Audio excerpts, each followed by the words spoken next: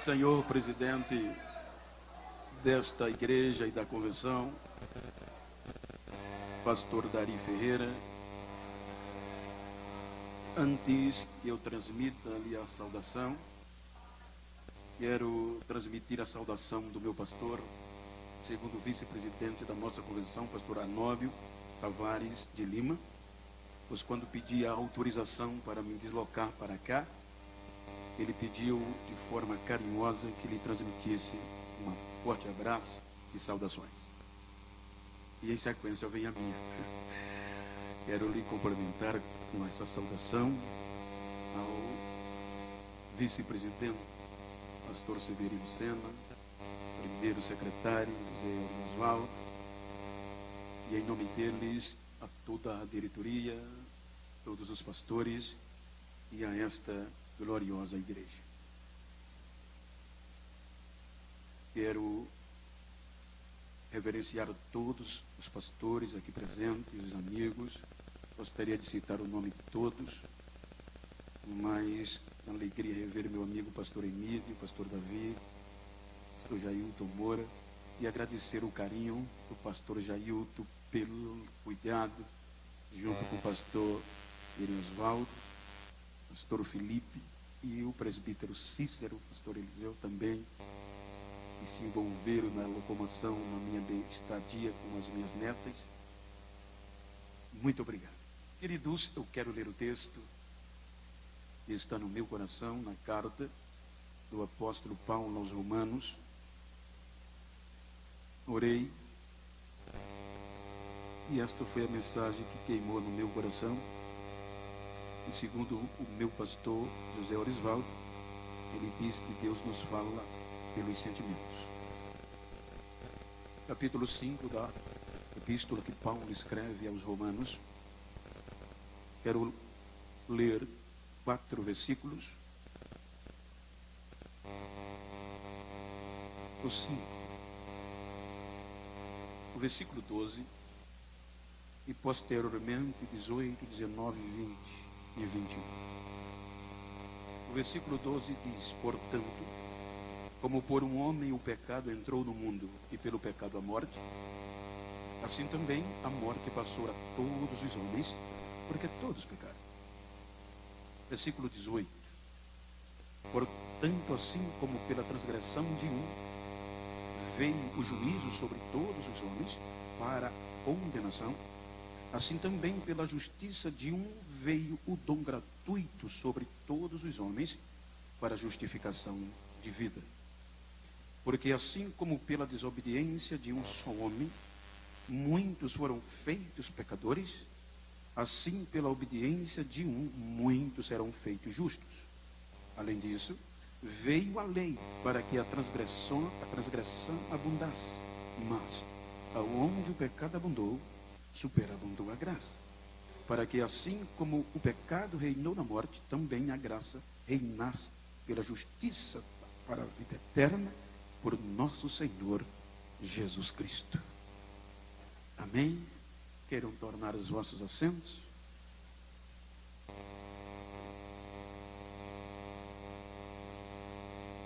Queridos, quero tomar por base esse texto para trazer-lhes uma mensagem estimulativa, para que nós continuemos com esta esperança. Quando nós analisamos o contexto da época e a sua conjuntura, eu creio que poucos imaginariam a contundência dessa escrita e o que ela poderia fazer através da história da igreja. Os irmãos hão de convir que pelo contexto, Paulo escreve esta carta como um devedor, porque no capítulo 15, versículo 23, o apóstolo Paulo, ele menciona que por muitos anos desejou ir a Roma, mas foi impedido.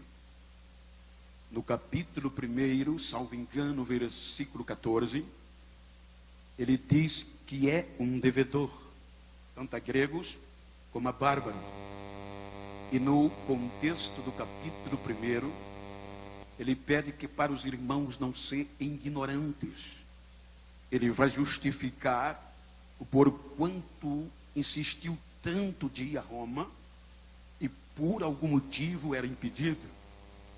Então é quando ele vai abrir o coração para dizer: agora eu creio que não há mais impedimento, e a minha alegria está entre vocês para pregar o evangelho. Portanto, ele sabia que no momento, possivelmente de Corinto, ele não podia ir até a Roma. Ele vai, com a ajuda do escrivão Tércio, escrever a carta à igreja em Roma. Uma igreja estabelecida na capital do império, o mais poderoso e o mais vasto, tanto no contexto político, como também no econômico e no militar. E os irmãos que ali se congregavam, provavelmente vieram da diáspora. Judeus, cristãos e gentios, que conheceram o evangelho no dia do Pentecoste. Então, partindo de um pressuposto, que Paulo escreve a carta 56 anos depois de Cristo, implica-se dizer que já se passavam um pouco, aproximadamente 23 anos depois do Pentecoste, ou 33 anos. Então, quando nós observamos, os irmãos hão de convir que ele escreve esta carta para um povo chamado os romanos, cristãos, mas com um caráter universal. Então Paulo dá-se a entender que nem os irmãos acreditavam mais na sua ida. Aí ele se justifica e ele traz este conteúdo para fortalecer e dar resposta a um questionamento muito sério da época, porque ninguém nunca tinha feito o que ele fez, até porque ele foi salvo para isso, ser apóstolo aos gentios. Então é quando ele vai dar resposta, porque o questionamento era: como o ser humano pode se chegar a Deus e ter comunhão com Ele?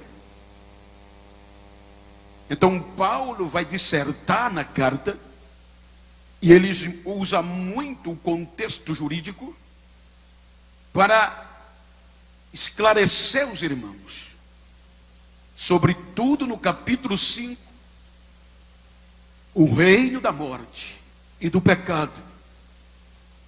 1738, encontramos uma reunião de oração feita pelos cristãos moravianos, um grupo de cristãos que foram expulsos da sua região nativa, muitos dos seus líderes decapitados e mortos pelo um rei tirano, e sem ter onde se estabelecerem, quase dizimados, eles são acolhidos por um conde chamado Zinzendorf, e este conde lhes dá moradia e lhes serve como conselheiros. Então eles vão se estabelecendo e eles resolvem criar um relógio de oração em busca de um avivamento. Esta reunião de oração eram 24 horas por dia, 7 dias por semana, 365 dias por ano. E a história diz: ininterrupta, 100 anos, este desafio. Pastor Ziel, em 1738, nestas reuniões, eles resolvem debruçar-se e estudar os comentários de Martinho Lutero acerca da carta de Paulo aos Romanos. E enquanto eles estudavam, uma pessoa se converte, e o seu nome era John Wesley, um dos maiores avivalistas da história da igreja. Vejam como esta carta, ela é fundamental para entendermos o que Deus fez por nós. Porque Paulo vai usar, veja aqui no versículo 14, eu não quis ser redundante, ele diz que o pecado e a morte reinam de Adão até Moisés. Ele vai usar no contexto 3 tempos, 3 períodos: Adão, a inocência sem lei; Moisés, a lei; e a graça, Jesus. Veja que ele é bem taxativo. A morte reinou de Adão até Moisés. O reinar é poder absoluto. O reinar é domínio absoluto. Quando Paulo faz menção, ele usa o primeiro e o último. Então ele vai dissertar para mostrar como chega-se a Deus e tem comunhão com Ele. Então o apóstolo Paulo diz que por um homem entrou o pecado, a saber, Adão, e pelo pecado veio a morte, e a morte passou a todos os homens, porque todos pecaram. Então quando nós analisamos com o pecado de Adão, o pecado elegeu, o pecado instituiu a morte como punição. Então veja que este próprio pecado dá razão à morte e nos afasta de Deus e nos tira o direito de vida eterna. O pecado tira de Adão o direito de vida eterna. O pecado levou o ser humano a um caos tremendo, igual ao de Lúcifer e dos anjos caídos, porque o pecado foi o mesmo princípio de igualdade. Então quando o pecado entra, pela lógica jurídica do contexto que Paulo diz e bíblico, a nossa condenação eterna era para ser executada logo ali. Veja que Paulo, quando fala deste assunto, quando Pedro no capítulo 2 fala desse assunto, ele trata de juízo, de contexto jurídico, porque com permissão dos juristas, dos que militam nesta área, sou leigo no assunto, mas por curiosidade, já havia uma jurisprudência do mesmo erro, e houve um julgamento com Lúcifer, houve um julgamento com os anjos, sem direito à apelação, sem direito a recurso, sem direito a habeas corpus. Foram condenados para o juízo final de forma direta. Então o pecado vem e contamina o ápice da criação de Deus, o ser humano. E quando ele comete o pecado, ele mesmo se torna réu convicto, confesso e convicto. Então, pela lógica da justiça, se não fosse pela graça, já era para sermos eliminados, afastados eternamente de Deus logo ali. Mas quando o pecado e a morte achava que ali ia haver um julgamento e um inferno definitivo, aí Deus protela e a graça vem. Ele não destrói o ser humano, ele o destitui da sua presença, ele o expulsa da sua presença, traz sanções, mas não o condena. E Paulo no contexto diz que o pecado não foi imputado a Adão, porque não havia lei, e sem lei não há pecado. No período de Adão, a morte reina. Quando nós chegamos no capítulo 6 do Gênesis, o pecado, a morte e o inferno pede uma nova audiência condenatória. E desta hora tinha elementos robustos, elemento prazível para a nossa condenação. Veja que no capítulo 6 a epígrafe diz: degradação geral do gênero humano. Ninguém escapou. O pecado atingiu a todos, e a morte passou a todos, porque todos pecaram. Então a audiência Deus sanciona, e Deus diz: me arrependi de os haver feito, porque o seu coração é mau e é ruim. Eu vou destruir, eu vou abrir mão deles, eu vou dar fim a eles. E o versículo 3, ele diz: o meu espírito não vai contender com ele para sempre. Em outras palavras, eu não vou investir, eu não vou interceder. E assina a destruição da terra e de todos os seres viventes, inclusive os seres humanos. Quando o pecado e a morte e o inferno achou que a audiência ia terminar de forma condenatória, aí Deus protela e usa o recurso pela fé. Ou seja,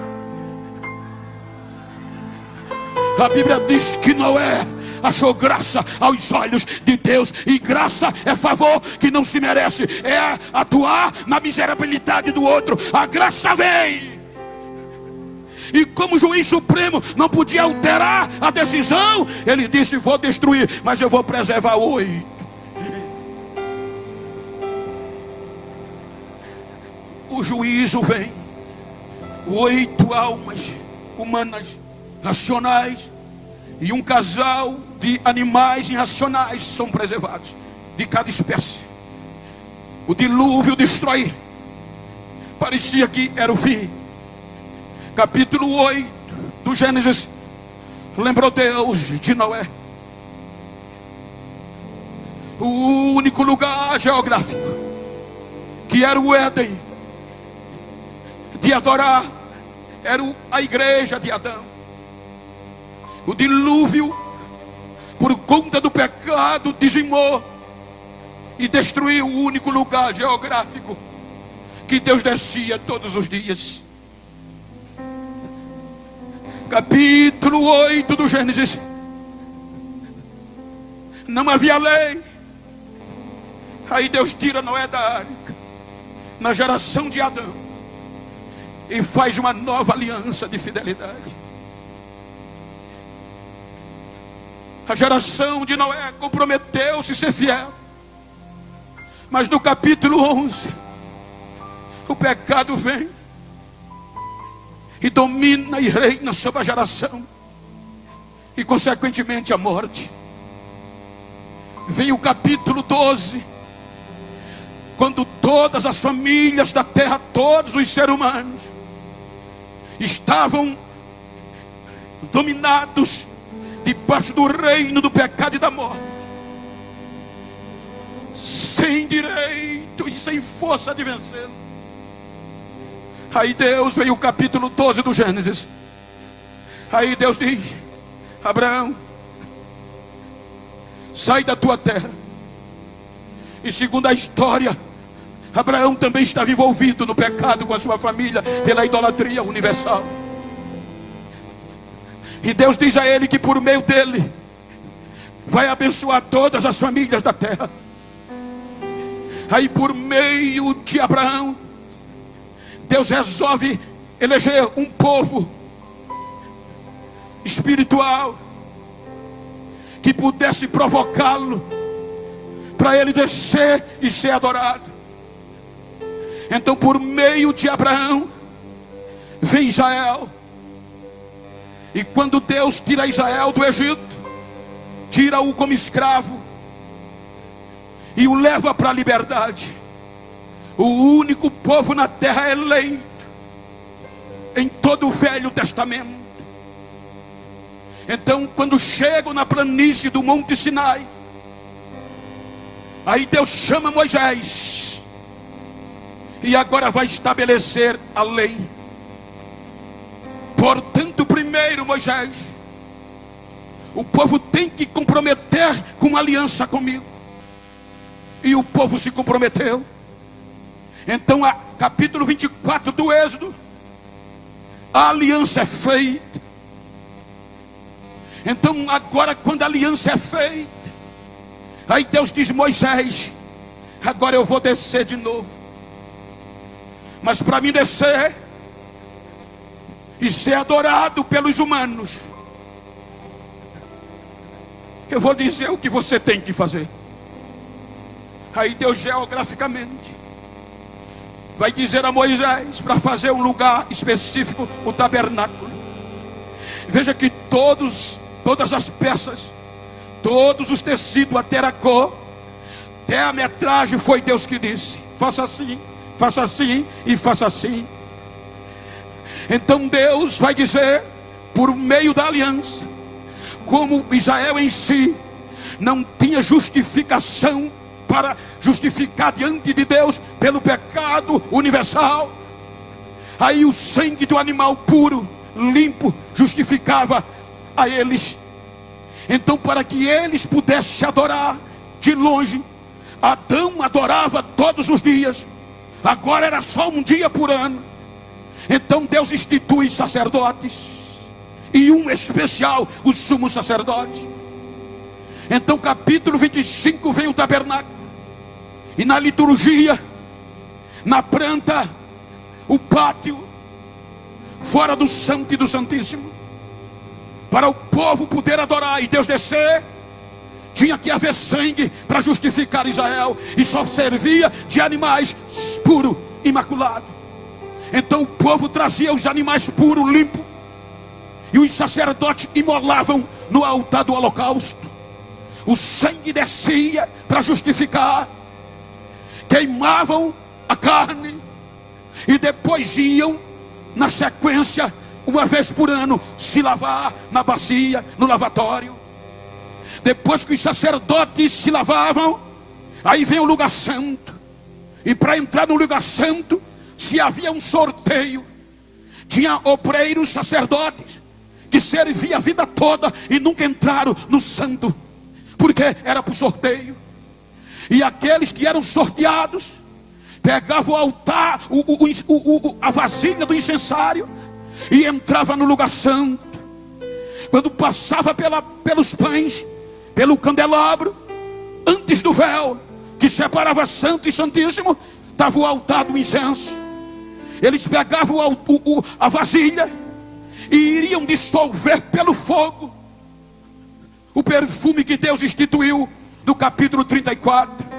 Deus disse: Moisés, faça um perfume em fragrância para mim, mas os elementos da composição que eu vou te dar, o homem não pode usar, é para mim. Você vai pegar o estoraque, a única, o gálbano e o incenso, tudo em igual medida, e vai queimar no altar. Então, o que acontecia? Como muitos animais eram mortos, muito sangue derramado, o cheiro do sangue e da carne atraía os insetos, todo tipo de inseto. Então esse incenso significava algo puro. Quando o sacerdote pegava o incensário, colocava em cima do altar do incenso, o fogo aquecia. E quando o fogo aquecia, essas resinas se dissolviam. E quando elas se dissolviam, elas exalavam uma fragrância que, segundo a arqueologia, diz que há um raio de 3 quilômetros nos 4 pontos do tabernáculo, aonde tinha inseto, morriam pela pureza e o cheiro do incenso. Muitas moças judias não podiam entrar no tabernáculo, mas ficava a 1 quilômetro de distância e marcava o casamento para depois destes cultos, para serem impregnadas pelo cheiro do incenso. Então o incenso exalava, o incenso enchia o lugar santo, ele saía o cheiro na horizontal e pegava a vertical. Quando ele subia, a fumaça envolvia o sacerdote, e agora já não cheirava pecado lá em cima, o que cheirava era incenso. Quando Deus respirava, tem pureza, tem pureza. Aí o véu se abria e a glória descia no lugar santo na arca. O sumo sacerdote entrava e Deus tratava com ele, e Israel era renovado e perdoado as suas ofensas. Essa era a liturgia. Agora vem o templo e segue a mesma liturgia. Agora existe um povo com lei. Quando Paulo diz Moisés, ele diz lei. Agora tinha um povo espiritual. Agora tinha na terra um lugar, de novo, que Deus disse: quando este povo, que se chama pelo meu nome, se humilhar, orar, se converter dos seus erros e orar a mim, eu ouvirei dos céus a oração que for feita neste lugar, porque aqui eu habitarei. Agora tinha Deus espaço de ser adorado de novo. Agora tinha um povo que ligava terra e céu e terra, ligava o humano a Deus, a esperança de toda a terra, de todas as famílias. Mas a lei, veja que o texto que nós lemos diz que Deus deu a lei a Israel para destacar o pecado, para dizer: agora vocês sabem o que é certo e o que é errado. Agora vocês sabem ser santo e não ser. Mas a lei não foi capaz, nem o sangue de novilho, de vencer o reino do pecado e da morte. A morte e o pecado vêm.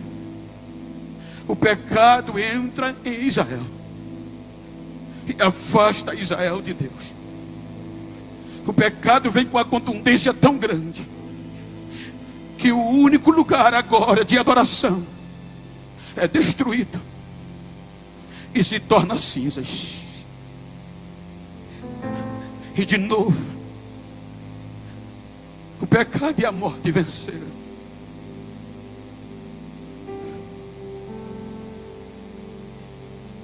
Aí Deus, 70 anos depois, não desiste.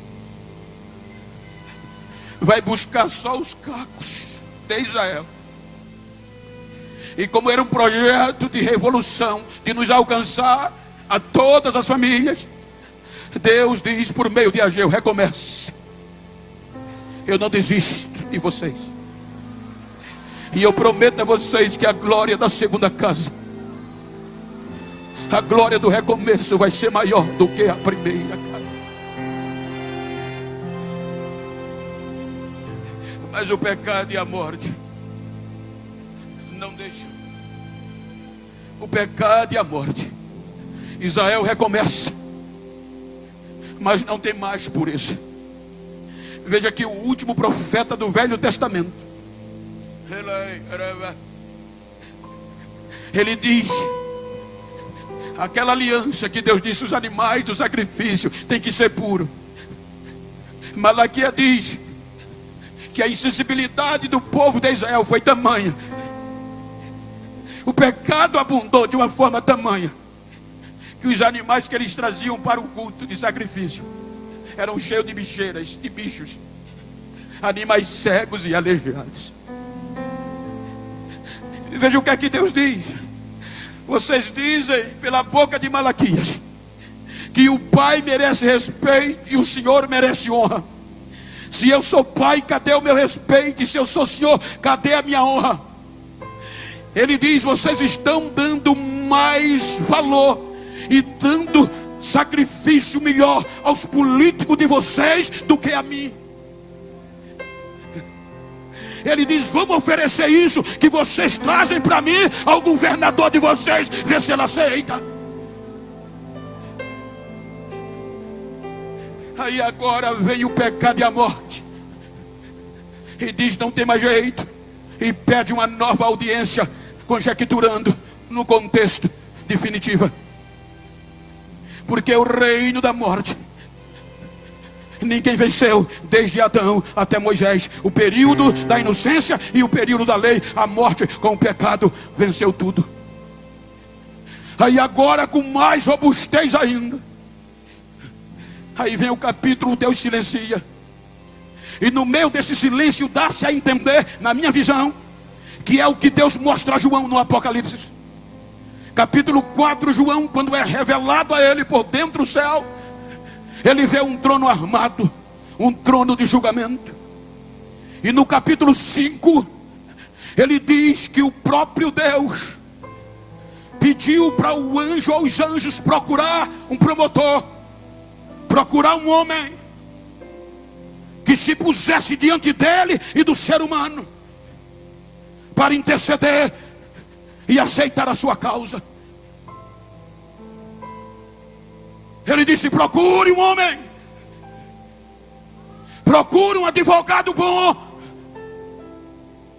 e assumam a causa deles. E os anjos desceram, vasculharam tudo, e João diz que eles voltam com a resposta: ninguém, Senhor. Procuramos no céu, procuramos na terra, procuramos debaixo da terra, e ninguém foi achado digno de ter álibi, de ter apelação para desatar a sentença que está na sua mão. Ninguém foi achado digno de desatar o livro, nem sequer de olhar para ele. Era a nossa sentença condenatória.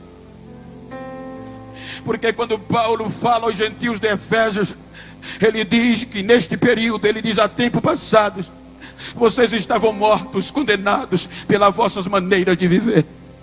Ele diz: vocês viviam no mundo na concupiscência da carne, vivendo mortos, sem Deus, sem paz e sem aliança com Israel. Em outras palavras, vocês já estavam condenados, porque ninguém foi achado digno. De Adão até Moisés, a morte e o pecado venceu.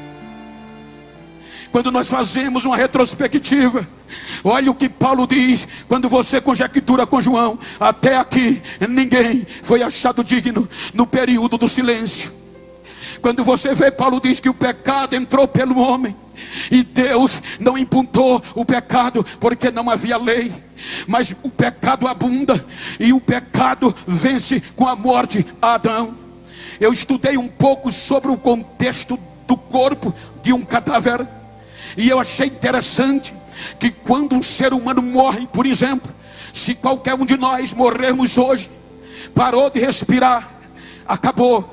Então vem um processo de autodestruição, chamado decomposição. E o primeiro estágio da decomposição é a autólise. E esta autólise é o processo destrutivo do cadáver.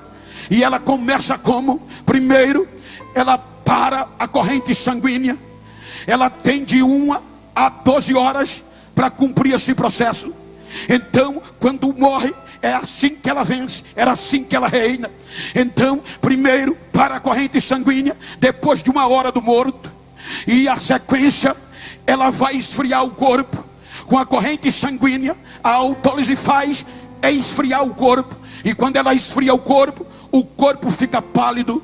Então, de 0 a 12 horas, ela conclui a primeira etapa. Aí vem a segunda, que é a putrefação. Ela tem de 12 a 24 horas para destruir o tecido do cadáver. Então a putrefação, ela vai deteriorar o tecido do morto. E aí, quando ela termina com 24 horas, vem a colonização.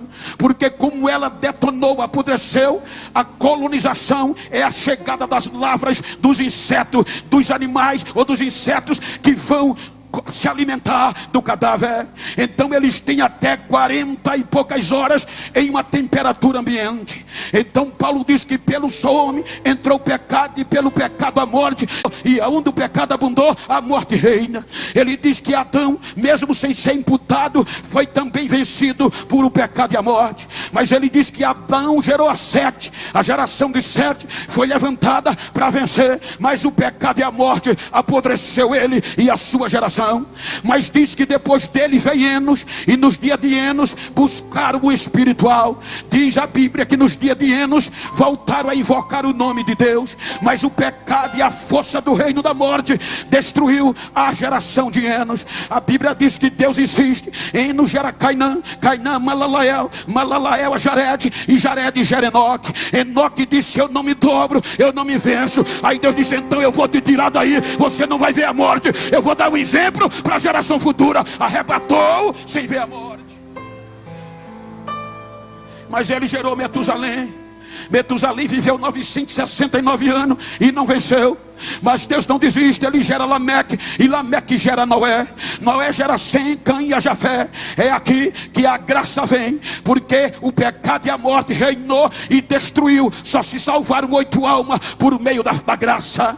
Depois do dilúvio, Deus não desiste. A Bíblia diz que Deus escolhe Sem, os semitas. E os Sem agora tinha a opção de vencer o pecado, mas não vence, é apodrecido pela morte.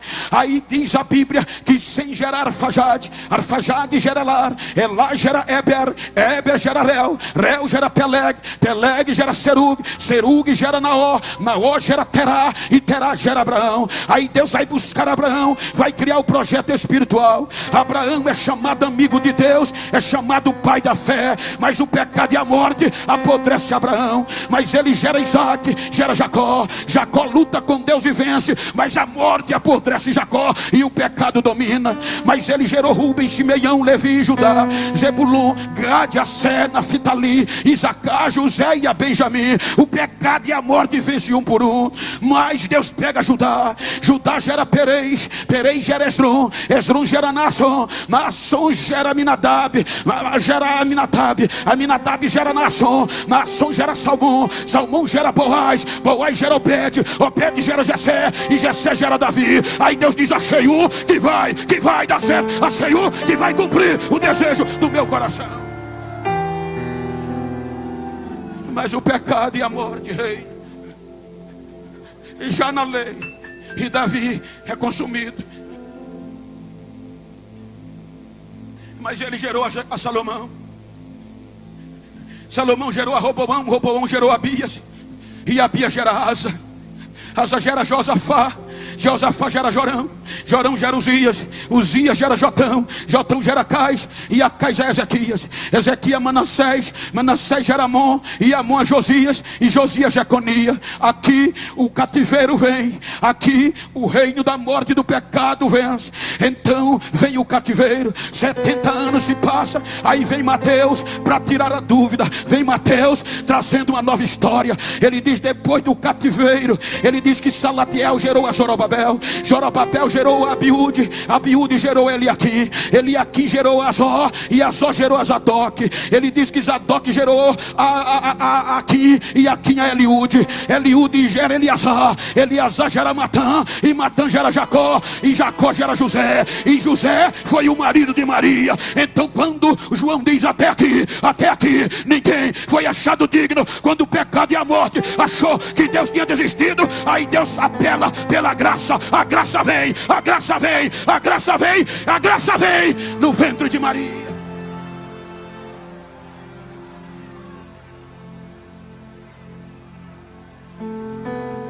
Até aqui a morte reina. Até aqui ninguém foi achado digno. Procurar no céu, na terra e debaixo da terra, e ninguém quer assumir a tua culpa, nem a minha, nem a nossa, porque era irreversível. A morte reinava e o pecado abundava. com base em Filipenses 2, uma voz eclode: eu vou, Pai, eu vou assumir a causa deles. Eu não vou desistir deles, Pai, porque para mim o Senhor os fez. Porque todas as coisas foram feitas por mim, sem mim nada do que foi feito se fez. Eles são meu, Pai. Então eu vou descer, eu vou me tornar um deles. Vou sentir o que eles sentem, vou ser tentado como eles.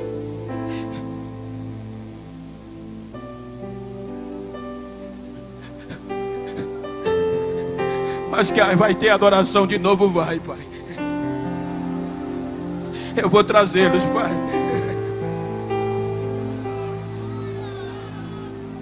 O reino da morte pegava todos e jogava para baixo.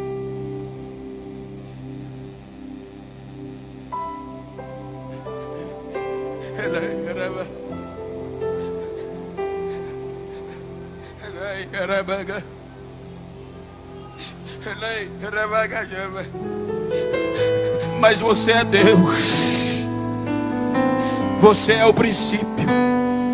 Olha que coisa linda, você é a sabedoria, você é o verbo, você é cheio de glória. Quem faria isso? Ele disse: eu vou abrir mão de tudo isso, Pai. Eu vou me despir da minha glória.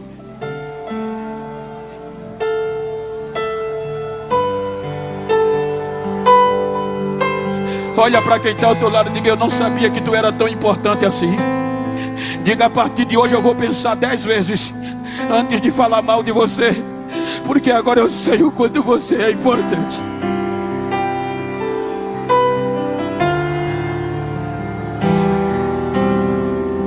Por conta de você, Ele abdicou da sua glória. Aí Deus amou o mundo de uma tal maneira que deu o seu único filho. Veja que houve um motivo, o texto dá um motivo: foi o amor.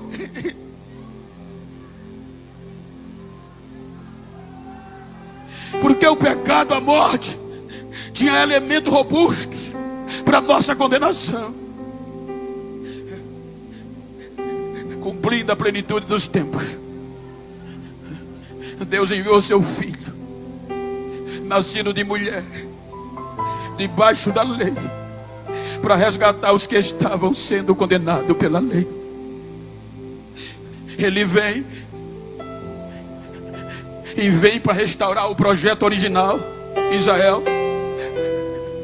Pela lógica, era a profecia de Ageu. Com 40 dias aproximadamente, a justiça de Deus, que é pela graça, segundo está no texto, ela vai ao templo. A glória já não era figurativa, era a própria personalidade de Deus. Ela entra no templo e os líderes religiosos não aceitam e não reconhecem. Veja que a Bíblia diz que um velhinho, crente, cheio do Espírito, resolveu pelo Espírito ir para o culto naquele dia.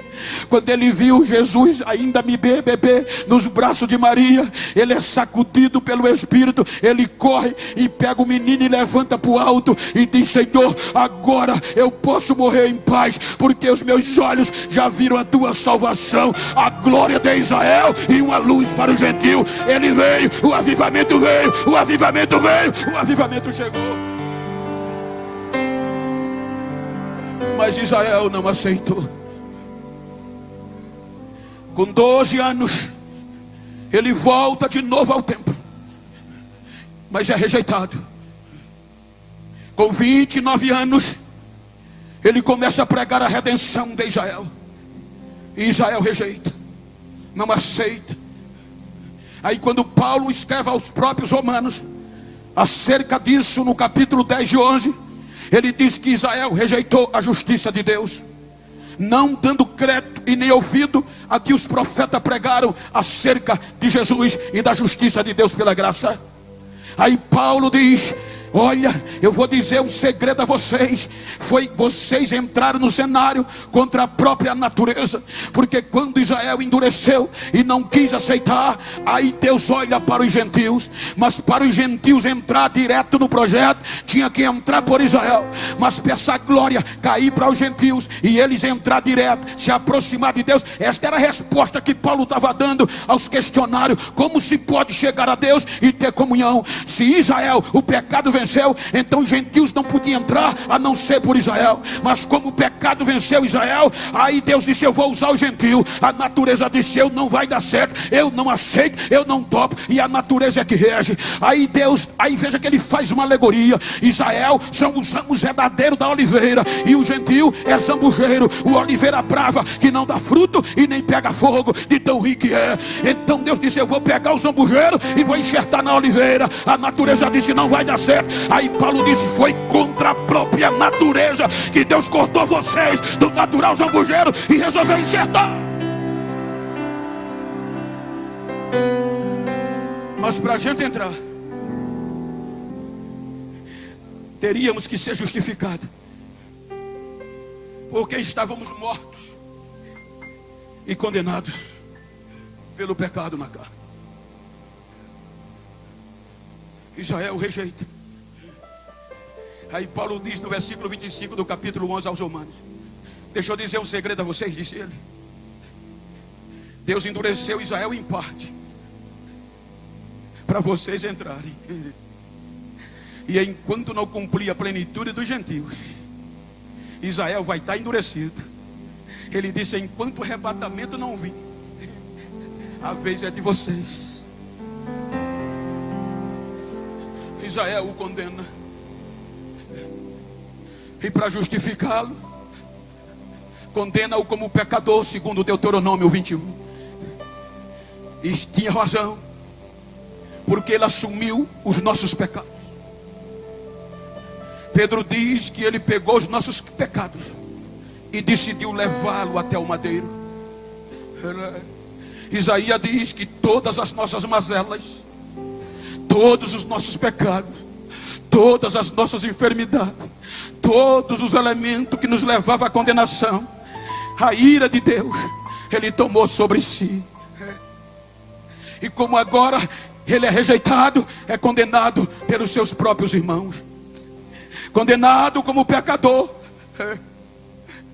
aí vem o dilacerar, prende-o.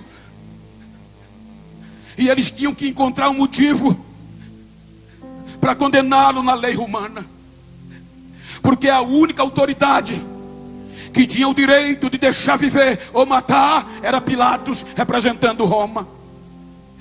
Então eles acusam Jesus de ser inimigo de César, perturbador da ordem pública. E Pilatos disse: então eu vou fazer uma investigação. A Bíblia diz que Pilatos fez uma investigação acurada. E Lucas diz que por 3 vezes ele diz aos judeus: nenhum crime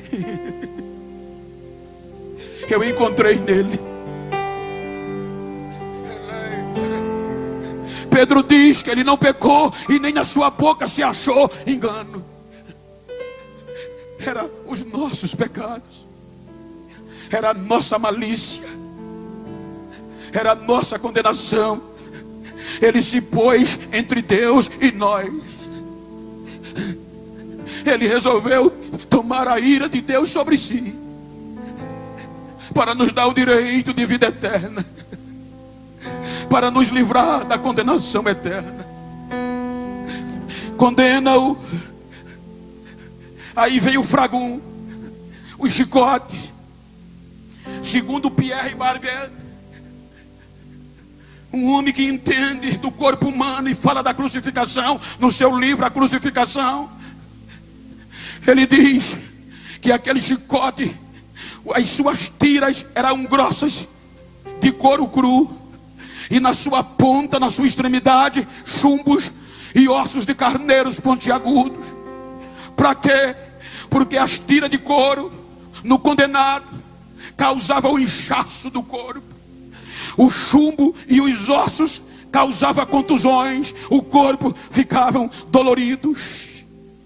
Então pela lei eram 40 chicotadas, mas como os fariseus eram ferrenhos, fizeram, só vamos aplicar 39, 40 menos uma, para não passar das 40. Então aplicaram 39 chicotadas, abrindo o tecido do seu corpo com cortes profundos. Agora a tradição, depois de chicotado, pela tradição natural, a cruz tem a parte vertical e a parte horizontal. A parte horizontal é chamada de patíbulo. Então um crucificado normal, ele era chicoteado e pegava o patíbulo, e eles amarravam o patíbulo nas suas mãos, e eles carregavam ou na nuca ou em cima do lombo. Por isso que quando Jesus vai falar de Pedro, da sua morte, ele diz: quando tu lá na frente vai estender as mãos e tu vai ser levado para onde não queres, prepara os teus lombos. Porque era uma crucificação natural. Eles prendiam as mãos do condenado, porque diziam, já que ele foi condenado, ele pode se revoltar e fazer qualquer mal ao outro. Então eles saíam com o patíbulo pelas vielas, ou em cima da nuca, ou no lombo, com os braços tirados. E segundo o escritor, o patíbulo pesava 50 quilos. E a cruz inteira pesava mais de 100 quilos. Agora pasmem, depois de ser chicoteado, a Bíblia afirma que Jesus não carregou o patíbulo, ele carregou a cruz inteira, mais de 100 quilos, depois de ser triturado pela via dolorosa. Aí diz a Bíblia: e isso não comove o teu coração? O sangue correndo, mais de 100 quilos nos lombos. O joelho treme. Vezes tinha que baixar, sem culpa nenhuma. Era eu, era nós, éramos nós. Penduram 9 horas da manhã, cansado, triturado. Os grampos rolam e atravessam o tecido do seu corpo. A cruz é erguida no lugar mais alto.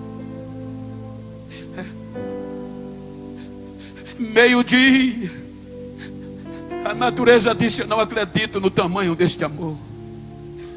A ciência diz que meio-dia o sol chega a atingir a 2 milhões de graus Celsius na sua coroa. Mas por conta de nós, meio-dia o sol parou de brilhar. Não foi eclipse, não foi nuvem. Foi que a natureza não estava acreditando no tamanho daquele amor. Porque a Bíblia diz que é fácil alguém morrer por alguém bom, mas morrer pelo um pecador, pelo um criminoso. E a Bíblia diz que Ele nos amou quando nós ainda éramos pecadores. No meio da escuridão, o ápice da minha culpa e da tua recai sobre Ele. A ira de Deus vem sobre Ele. E como o meu e todos os teus, os nossos pecados estavam envoltos nele, aí afasta ele de Deus. O Espírito Santo deixa ele, e ele está só no alto da cruz. Deus, por que me deixasse só? Se pudéssemos ouvir a história, a voz bradou: é porque em 2024, filho, Campina Grande vai completar 100 anos de adoração. E para isso é preciso vencer.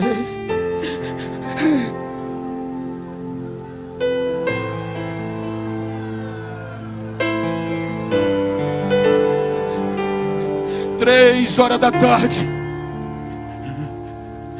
ele grita. E como todos aqueles que eu falei, ele se tornou semelhante. Morreu.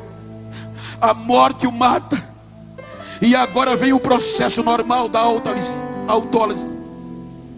Agora o processo normal vem. Ele está morto, 3 horas da tarde, a morte venceu. Só que da 4 horas da tarde, ele ainda está crucificado. 5 horas, 2 horas depois, já era para decomposição ter entrado, mas ele ainda está pendurado. 3 horas depois, aí tiram ele da cruz, e para desprezo, pior desespero, José de Arimateia e Nicodemo joga ele no túmulo como qualquer outro. Agora a morte bate no peito e diz: acabou, agora não tem mais apelação. 6 horas ele entra no túmulo. E a primeira fase da decomposição, esfriar o sangue, parar a corrente sanguínea e deixar o corpo pálido, vai até 12 horas. Dá 3 horas da manhã, 12 horas, e o corpo dele não fica pálido. 12 horas, e a corrente sanguínea não esfria o corpo dele. Por quê, pastor? Porque a Bíblia diz que os nossos pecados ficaram no madeiro, ficaram na cruz. Ele venceu lá, ele já entra.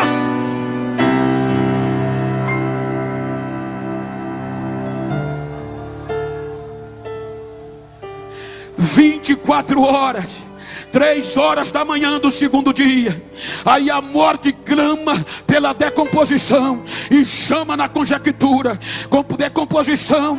O que é que está acontecendo? Já vão para 24 horas dele morto, o corpo não fede, não está frio, não está pálido. O que é que houve? A decomposição diz: eu não posso entrar aí. O que é que houve? Eu só entro se tiver pecado. Chame ele. Esse não tem, esse não tem. Eu não posso entrar, eu não posso decompor.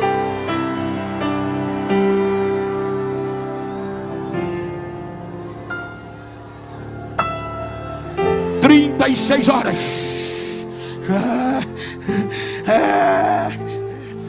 40 horas, e o corpo do mesmo jeito." Está entendendo agora porque ele ressuscitou com o corpo que ele tinha? Aí a decomposição chama desesperado o pecado. "Pecado, vem aqui." Hebreus 4:15. "Pecado, vem aqui." O pecado diz: não posso. A decomposição disse que a culpa é sua. Você venceu até aqui. O que é que está acontecendo? O pecado grita: em tudo eu o tentei, mas em nada ele pecou. Ele é santo, ele é justo. Me venceu, me venceu, me venceu.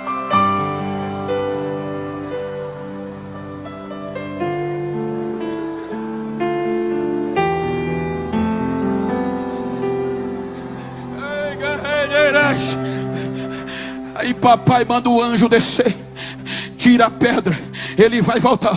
5 horas da manhã, quem é que vai desesperado com um vasilha de bálsamo para embalsamar o resto mortais, para demorar mais? Maria Madalena e outras mulheres. Quando chega lá, tá vazio, tem mais ninguém. Começam a chorar. Aí o anjo diz: mulheres, porque vocês estão chorando? Porque roubaram o corpo do nosso mestre e nós não sabemos para onde levaram. Os anjos disseram: não roubaram não. Ele lembra que ele pregou, ele está vivo, ele não está mais aqui, porque ele já está vivo, ele venceu, ele voltou a viver, ele está vivo.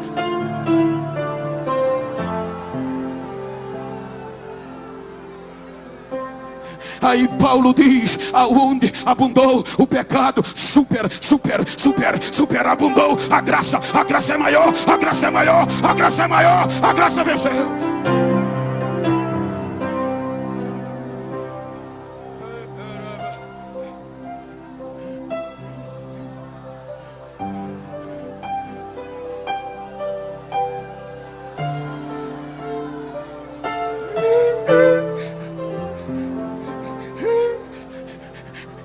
Ele vence. Lembra que eu disse que a morte jogava tudo para baixo? Aí ele agora em espírito desce lá embaixo e prega para aqueles que o pecado não foi imputado, porque não havia lei na geração de Adão. Ele prega desde Adão, ele prega para eles não ter desculpa no juízo final. Aí ele olha para a morte e diz: me dar a chave, agora é eu que vou reinar. Aonde a morte reinou, agora é a vida. A morte reinou pelo pecado, mas a vida é pela graça. A vida é pela graça, a vida é pela graça. Me dá a chave do inferno e do vai, e pega o cativeiro de baixo e diz: agora é para cima. Quem está em mim é para cima, quem está em mim é para cima.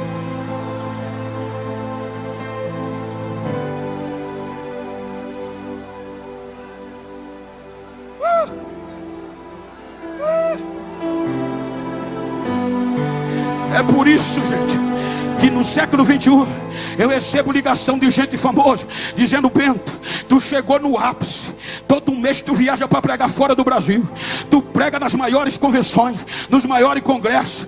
Não precisa provar mais nada. Para que suar camisa? Para de pregar Pentecoste, Bíblia. A nova geração nem com lenço anda mais. Prega o coach, é bom, é bonito. Prega psicologia. Tu vai ganhar dinheiro fácil e tu vai ganhar dinheiro e muita agenda. Eu digo: não, eu não posso. Eu fui chamado para ser pentecostal. A minha identidade é pentecostal. Cadê a geração pentecostal? Ainda tem, ainda tem. Deixa eu ver quem vem comigo. Eu vou continuar pulando, eu vou continuar correndo, eu vou continuar falando línguas estranhas, porque é pela graça, é pela graça, é pela graça.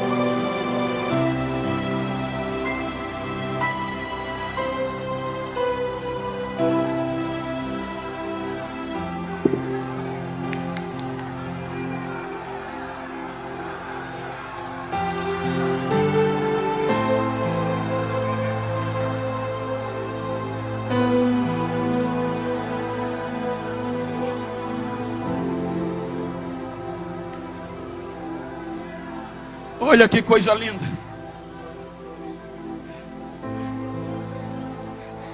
Com a chave da morte. Aí Paulo diz: a morte reinou só até Moisés. Ele volta para o julgamento.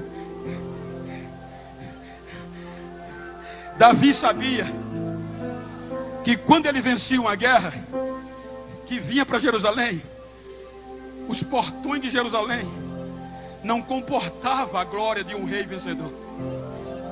Tinham que aumentar e alargar, e mesmo assim não cabia. Aí Davi profetiza do Espírito Santo: levantai a cabeça, aumente os portais da eternidade e deixai entrar o Rei da Glória. Quem é ele?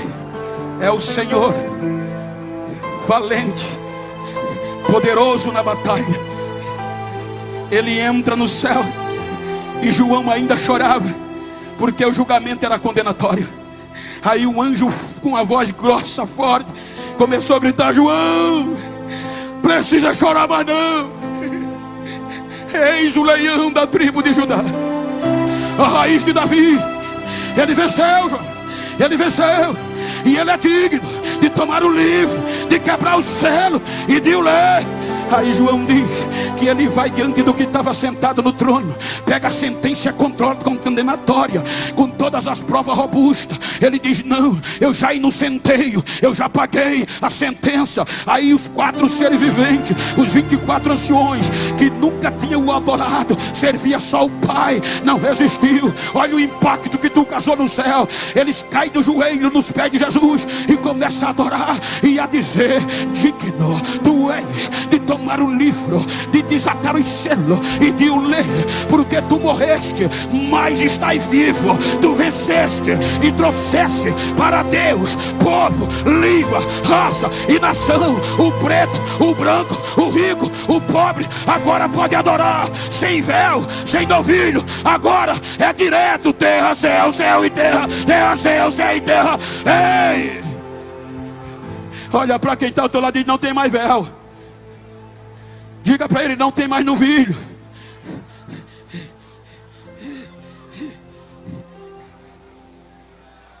Aí Paulo, para chatear, diz aos coríntios: vocês estão pensando que Deus habita em templo feito por mão de homem? Olha o que ele fez. Não sabeis vós que o corpo de vocês é morada, é templo do Espírito Santo, e que ele habita em vós, e a glória é maior do que o templo de Jerusalém? Então olha para quem está ao teu lado e diga assim: eu sozinho, cheio desse Espírito, já rodo num pé só, já bagunço com o inferno. Diga: já pensou eu e você hoje aqui, junto, falando em línguas estranhas, dando vazão? Porque eu não vim aqui pregar chave de carro, eu não vim aqui, não. Essa é a maior mensagem que se pode pregar. Aí Paulo diz: vocês estavam mortos, mas Deus, pelo vosso infinito amor, ressuscitou vocês com Ele. Agora vocês são salvos pela graça, por meio da fé. Vocês estavam longe, mas agora chegaram perto, porque a cruz uniu, não há mais diferença. Então deixa eu ver o barulho da Assembleia de Deus em Campina Grande. Se tem língua, rasga!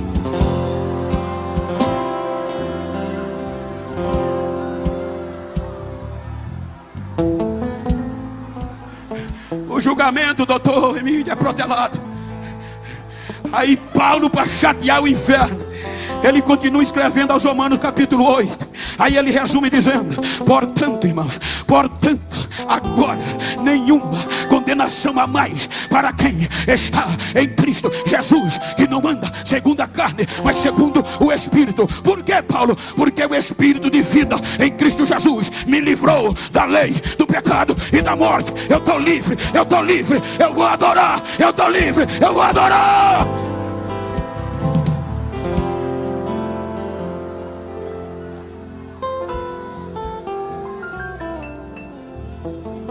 Fique de pé, por favor. Ei.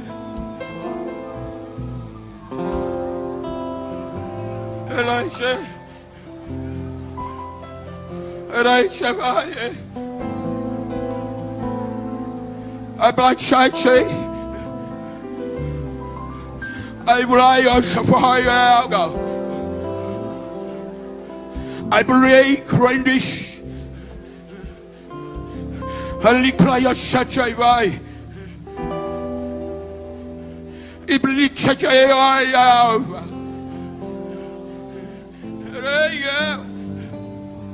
And you rega chachai vai. I'm rega chachai shurai one. Ela prega chatavi, oribi. And good life.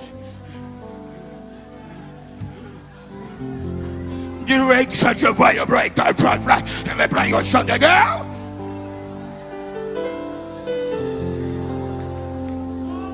Angel Raya, minha igreja, ras, pray go, faith. I pray God says you. I can't pray say, and I pray a shatafa. I play Chachafa. I play no right sente. Eu tenho pressa. Minha igreja, eu tenho pressa. Porque a dúvida e tantas incertezas. Eu não sou o mesmo de ontem, serei eternamente. Nestes últimos dias eu estou enchendo esta geração da minha unção e do meu poder. Eu não desisto dos meus projetos. Eu sou antemporal. E nesta noite eu estou renovando promessas e estou renovando vidas pelo poder da minha glória. A minha unção está invadindo esse santuário. Diz o Senhor, diz o Senhor, diz o Senhor, diz o Senhor, diz o Senhor.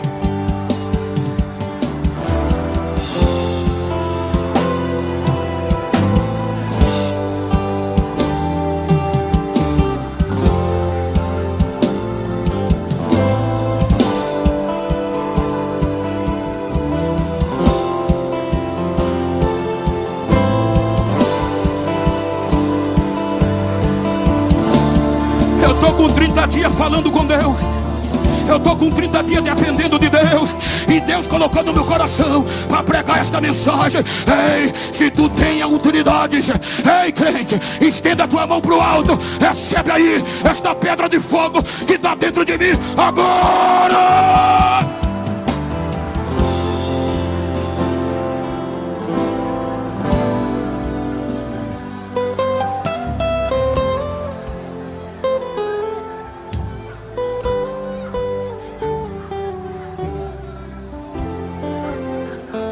céticos estão dizendo, companheiros, que nós enfraquecemos. Eles estão dizendo que nós não somos mais os de antes. Modernizamos-nos. Eu digo a eles, porque você não conhece o Nordeste, dá uma passadinha lá. Se tu puder, vira para esse crente que está do teu lado. Se for íntimo do mesmo sexo, olha nos olhos dele. Me ajuda aqui, companheiro, com todo respeito ético. Me ajuda aqui. Olha para esse crente do mesmo sexo ou íntimo que está perto de você, assim como eu estou com meu companheiro. Se você pode. Eu sou assembleano, não vim inovar. Mas olha para ele, não olha para mim não, olha para ele. Olha para ela. E diz, não quero nem saber como você começou a convenção e como vai chegar no centenário. Quero saber como você vai sair daqui e o fogo, a altura do fogo que vai estar no centenário. Diga, vou sair daqui renovado, sabendo que ninguém tentará acusação contra mim, porque eu sou escolhido de Deus. Então diz a ele, faz um favor, a partir de hoje, se tu encontrar um besta por aí que pensou que eu tinha me modernizado, que eu estava frio, que eu me entreguei, dá um recado a ele. Ele vai ter que me engolir, ele vai ter que ouvir o barulho dos meus glórias, porque eu vou pegar fogo. Eu sou pentecostal, eu vou pegar fogo. Abraça ele, pega.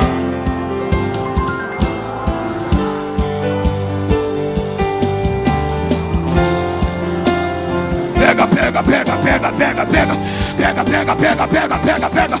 Eu estou na Assembleia de Deus. Tem muitas igrejas por aí que estão falando línguas estranhas, mas não. A pandemia matou, mas Campina Grande é viva. Aqui pode, aqui dá lugar. Deixa eu ouvir o barulho. Vai.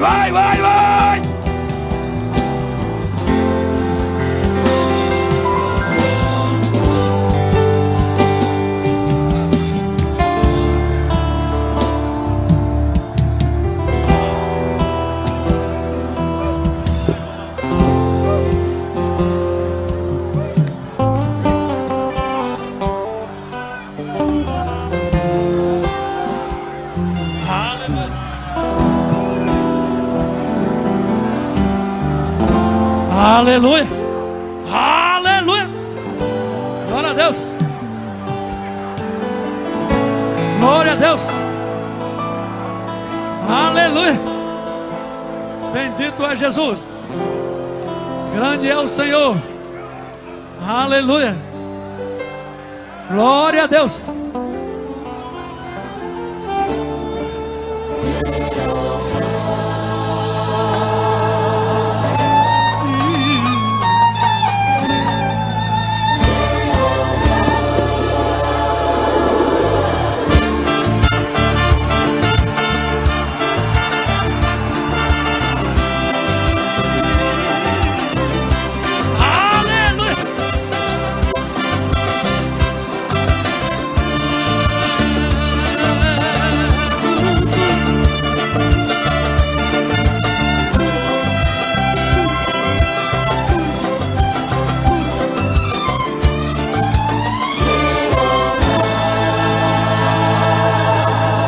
Como a sarça em chama foi com Moisés falar.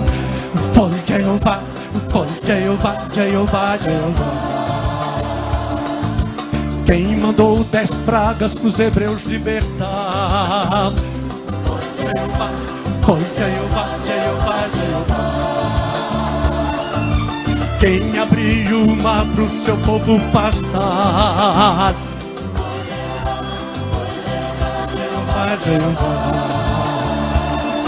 E o exército de Faraó que afogou no mar.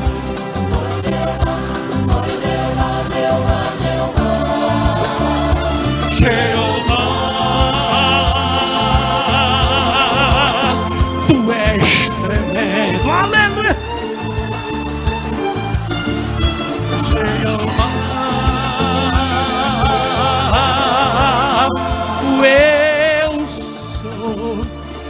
eu sou, está aqui para te dar vitória. Aproveite agora para lhe exaltar, lhe adorar e dar-lhe glória.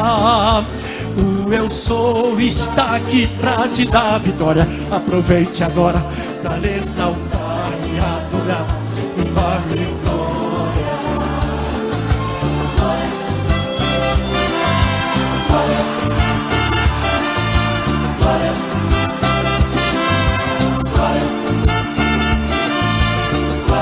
Abre a tua boca e glorifica.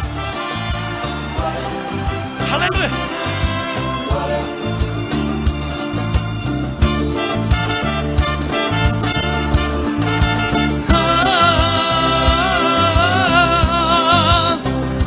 Jeová,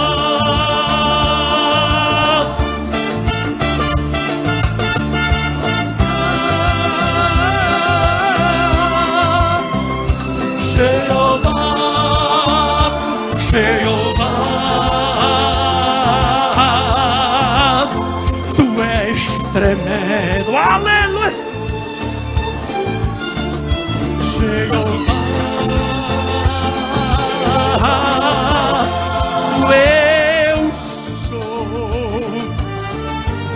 o eu sou se faz presente aqui nesta festa. E Ele te trouxe aqui para falar contigo. Ele te trouxe aqui para falar com você. Aleluia! Glória a Deus! Bendito é Jesus!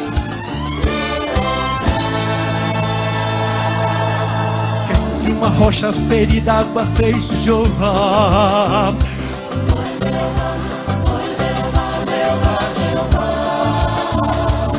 Quem mandou ungir Davi para ele reinar?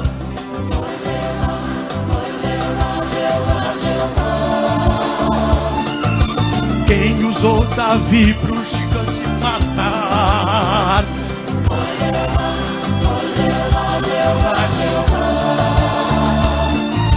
Quem mandou Jesus para este mundo salvar?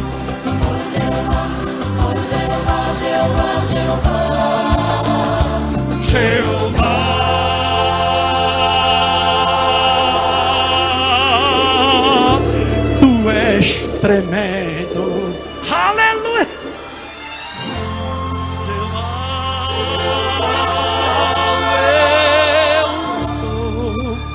O eu sou está aqui para te dar vitória. Aproveite agora para lhe exaltar e adorar e dar-lhe glória. O eu sou está aqui para te dar vitória. Aproveite agora para lhe exaltar e adorar e dar-lhe glória. Glória,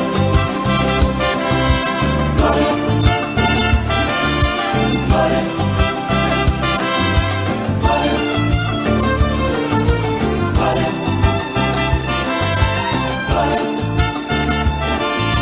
Abre a tua boca e glorifica.